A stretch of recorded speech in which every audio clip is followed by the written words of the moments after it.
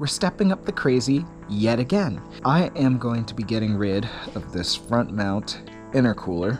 This is kind of a bold move, but I'm excited about it. And here's a little hint as to how we're gonna go about that alternative solution. This is a big experiment, and I love it. Alrighty, it is really time to party. I just received this essential piece back from my friend, shipped all the way from my hometown, and it's time to finish this project. Let's figure out how to get this down in there. So I know silicone is not the most ideal, but it's what we've got for now. I can't weld all this together. So I got in the pipe and then ran into a couple of unexpected issues. One, this angle is more aggressive than I intended for it to be. I wanted it to come a little more upward, like this way, but it's actually very close to the motor mount, and it seems it does touch. I don't think that's going to be a problem. What would have been a problem is having the positive battery terminal right there. I decided to move the bus bars for the positive and negative, moved the negative back up here, which is where it was before, and I have the positive where the negative just was, and then I found a couple of these were kind of loose and another needed to be extended. I extended the wires from the fuse box. I think it can still turn out pretty clean, but I am now having to wait for a new terminal for these wires and for this. Just gotta clamp them on, then I can put them to the positive. I think this is on pretty secure. It doesn't bottom out, but it's on there so tight. I'm actually afraid of damaging the injectors. It'll be interesting to see what comes of this. The lines are on pretty tight. The big question is, will it leak when I prime the fuel pump? And that's what I'm looking to find out next. The oil catch can, it's right now hanging, but it'll probably live here. I'm gonna turn on the car, see if I have any leaks here. Just sort of reworking this setup. I really hope it works out. The silicone, I'm not personally worried about it. It's not the most ideal. I would like to upgrade to piping that has almost no silicone in it, but this is the one way I could guarantee fitment. These pieces, they allow each intercooler pipe to go pretty deep within the silicone. Chances of it popping, I would honestly be shocked if it popped, because I chose pretty long pieces. So hopefully it can get us through the event. I'm running out of time. I've spent so much time just waiting around. It drives me crazy doing that. So let's see if we get results soon. I wanted to drive the car today. Looks like it's actually going to be tomorrow. I hope that's still the case, because I need to test this car to know if it's going to be safe to whip around. And yeah, we're going to find out very soon. Alright, we're going to check to see if we have any fuel leaks. I don't have the computer with me right now, but fortunately I can do this from the Fuel Tech. This is one of my favorite things about running Fuel Tech. No, it's not under sensors. It would be an auxiliary calibration. Fuel pump. The second I turn it on, I am bound to start leaking. Not that I should have any leaks. I think this is all pretty secure. But if I do leak, I'm gonna have to run over there pretty quick.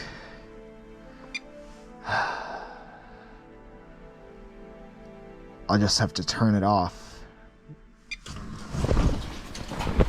Oh, shoot! Turn off, turn off, turn off, turn off. Ah, okay. Fuel everywhere. Pop this. Shoot. Oh, shoot. Alright, so after all that, all I've successfully done is sprayed fuel everywhere. Now that that's happened once, I mean, I'm sure if I set it up properly, it wouldn't happen again. But what if I did have a leak at some point? I'm just spraying fuel all over my engine bay, not knowing. I'd rather be spraying water meth. That's just what I'm thinking off the top of my head. And I mean, I already went through all the effort to have these bungs welded, but as a whole fiasco on its own. Man, it's frustrating. But I think I am making a decision right here, right now. I think I'd rather run water meth. And I don't have much time to configure the setup that way. I don't really want to run an intercooler anymore. I want to run the crash bar. I liked this idea, but I just need to think. I need to think off camera. Alright, I'm done panicking. I'm taking another look up close, and I'm thinking maybe it's probably just not sealed properly. I've already disassembled a bit. I was testing this thing. I'm gonna put some Teflon tape on the end here. The bottom one, which is a little more difficult to reach, was leaking when I came over here to check on it. It's possible the injectors aren't seated as well as they should be.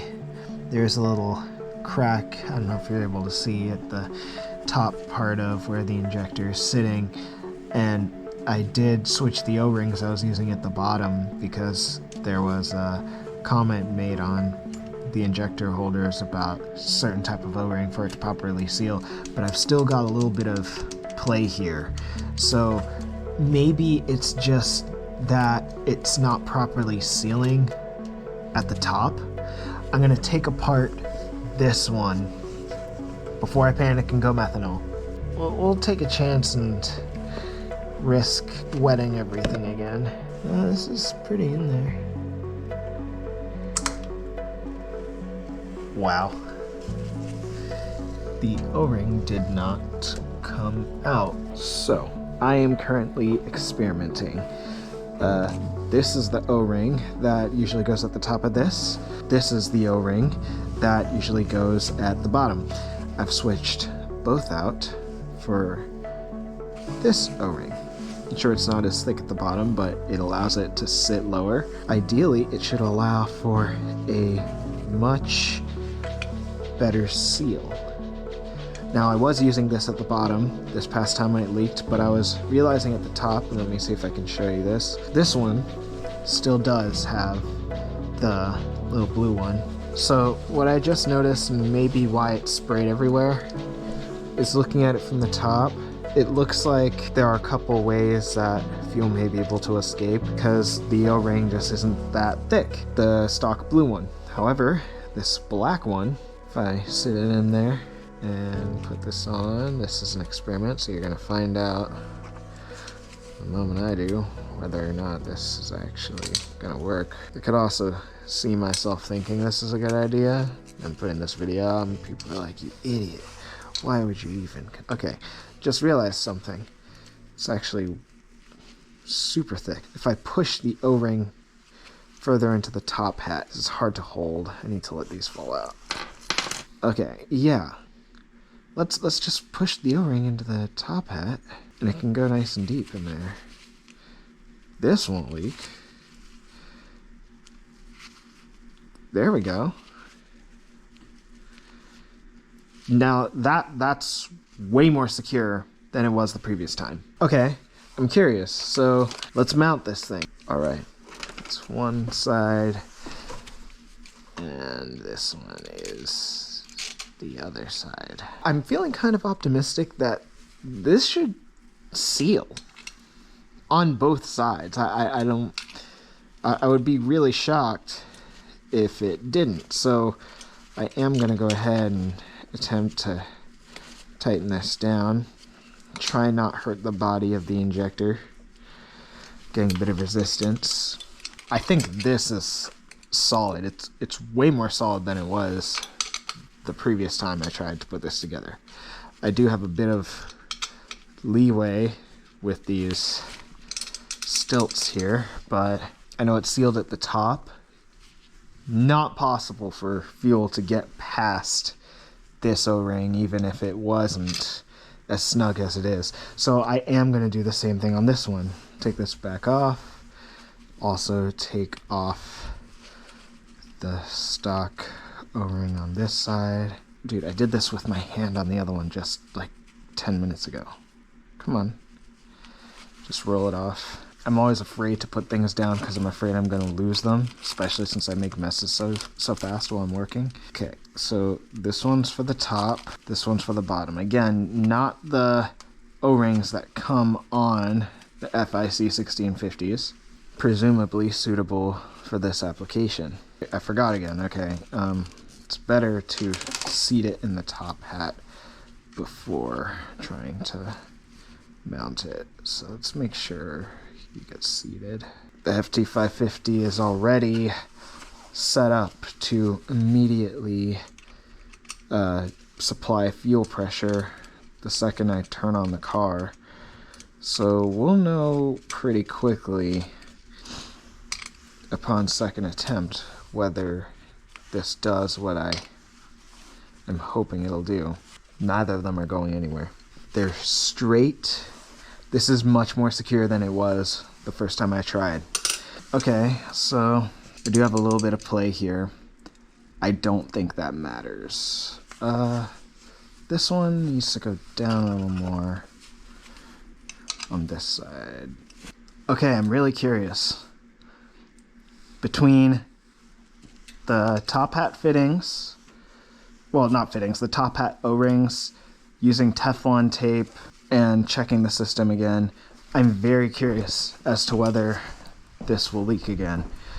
So, I'm not gonna film myself wrestling to get this back in because it's just excessively frustrating. So, hang tight for a minute. Still feeling optimistic. I am now going to... Oh shoot, I guess I should have wrapped it around the other way. You know what? I'll do that, because I made that kind of thick at the end. I don't even need this much. This should work. I got it now. Yeah, the lower threads are the ones that need to be covered. Oh, right, it has to be a little loose to be able to go on. Well, there we go. It's not gonna leak. It's not gonna leak. So, at a glance here, this is pretty snug. I do not think it will leak from the top hat. There's no way it's getting through to the other side. These lines are very secure. These are tight. There's Teflon tape on these. All of these are pretty tight. I'm nervous, but I think it's time to check to see if it can hold fuel pressure. So let's find out. Please, please, please, please, please don't leak.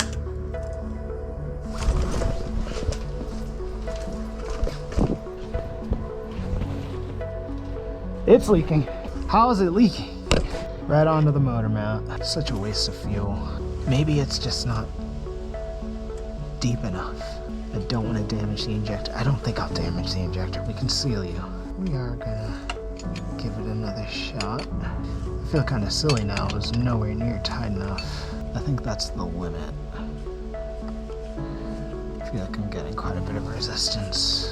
Make sure it's on tight too. This one wasn't on tight at all. What the? I mean, that could explain some issues as well. There we go. You're tight.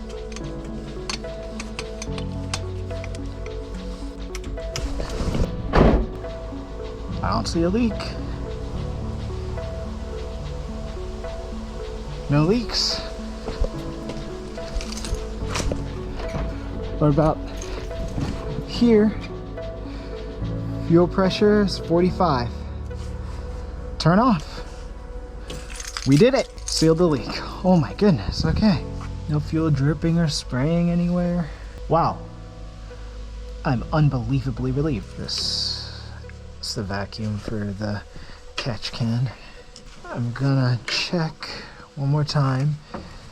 Fingers crossed it's not leaking, and I'm going to set the fuel pressure to 43.5. Fuel pressure is on, circulating. Good. I'm gonna turn this down a bit. What are we at on here? 44.8. Shoot, don't disappear on me.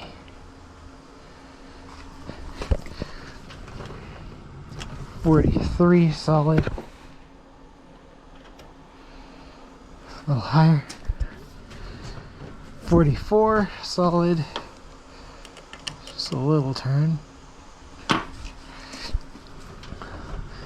43.7.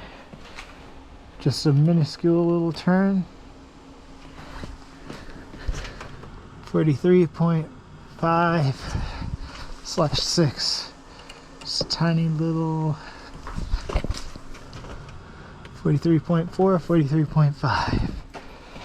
Try to have a little more than a little less, even though it's just almost nothing. 43.45 still. Alright.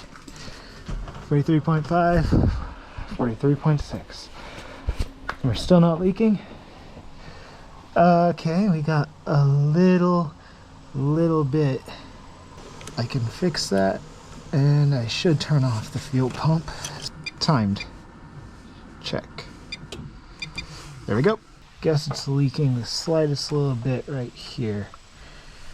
It's practically nothing. It needs to be actually nothing. So I think it's the outer part that needs to be tightened, not the part that goes down over the injector. So I would say this is a win for today. But hey, I mean, massive victory with the car today. Started out really shaky. I thought I was gonna throw away all my progress, but I can work with this. I need to do a better job tucking these. And honestly, I probably only needed one injector spring in the charge pipe. But hey, can't complain about redundancy. I'm very curious to see how this thing runs, but not without the power steering. Thank you so much to my friend Caleb and his dad Chuck and the guys at Stuart Haas for cleaning up this welding job for me. And thank all of you for watching. We're not done yet. I've got to drive this thing. But I need to finish this video simultaneously with the power steering video. It's something. Let's try it. Okay, we've got no signal from the crank. Let's see this real quick. You've got to be kidding.